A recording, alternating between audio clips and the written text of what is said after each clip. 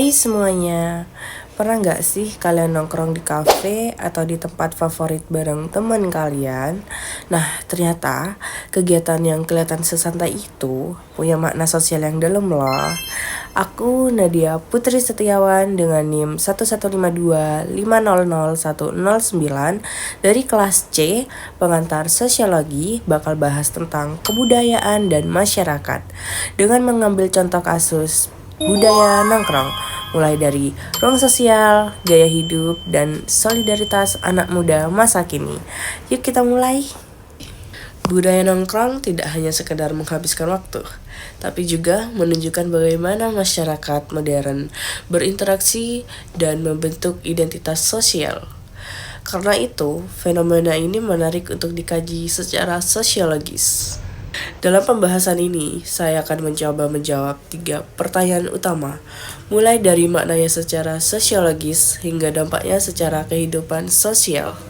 Mengetahui makna budaya nongkrong dalam perspektif sosiologi, mengidentifikasi dampak positif dan negatif budaya nongkrong bagi masyarakat, menganalisis teori-teori sosiologi yang dapat menjelaskan fenomena budaya nongkrong.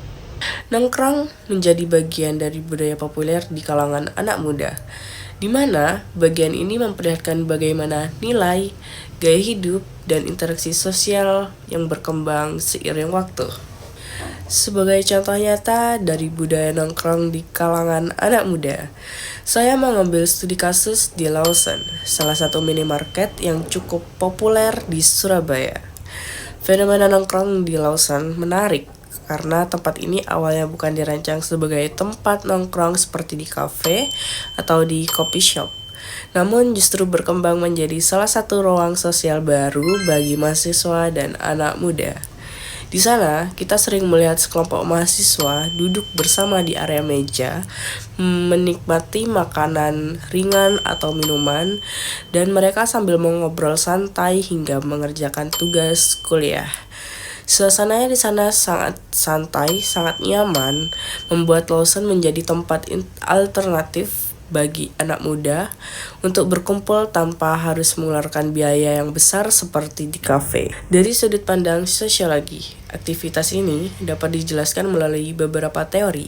Pertama, menurut teori interaksi simbiotik, nongkrong di Lawson menjadi bentuk interaksi sosial di mana individu saling berkomunikasi, menampilkan identitas dirinya.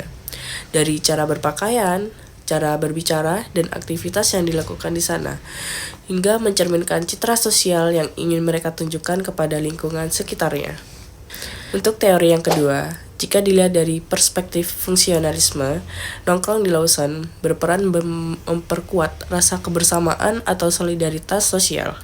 Di tengah kesibukan kuliah dan aktivitas harian, tempat Lawson menjadi wadah bagi mahasiswa untuk beristirahat sejenak sekaligus membangun hubungan sosial dengan teman-teman mereka. Budaya nongkrong jelas punya dua sisi. Di satu sisi memperkuat hubungan sosial, tapi di sisi lain bisa menimbulkan gaya hidup konsumtif atau berlebihan. Dari pembahasan yang sudah dijelaskan sebelumnya, dapat disimpulkan bahwa budaya nongkrong merupakan salah satu bentuk nyata dari perubahan sosial dan budaya yang telah terjadi di kalangan anak muda masa kini. Aktivitas nongkrong tidak lagi dipandang hanya sebagai kegiatan bersantai atau menghabiskan waktu, tetapi telah menjadi bagian penting dari gaya hidup dan cara individu membangun relasi sosial.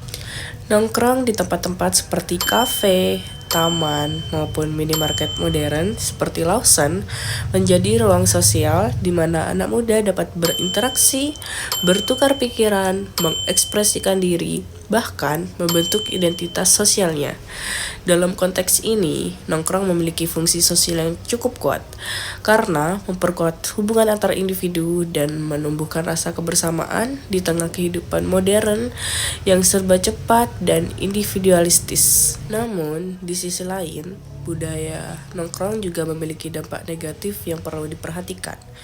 Misalnya, munculnya gaya hidup konsumtif, cenderung membuang waktu tanpa arah, hingga adanya pergeseran nilai sosial di mana aktivitas sosial seringkali dikaitkan dengan status atau simbol gaya hidup.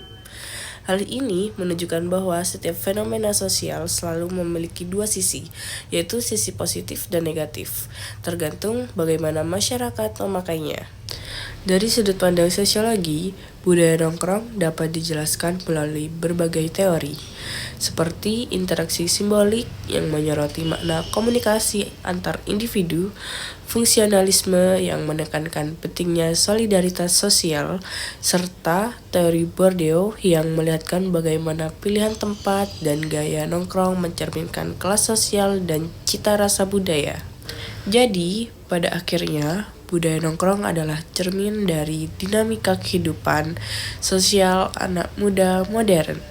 Di satu sisi, menggambarkan semangat kebersamaan, kreativitas, dan solidaritas. Namun, di sisi lain juga menentang kita untuk lebih bijak dalam mengelola waktu, makna pertemanan, dan cara berinteraksi di ruang sosial. Dengan memahami fenomena ini secara sosiologis, kita dapat melihat bahwa setiap perilaku sederhana pun, termasuk nongkrong, ternyata memiliki makna sosial yang lebih dalam kehidupan masyarakat.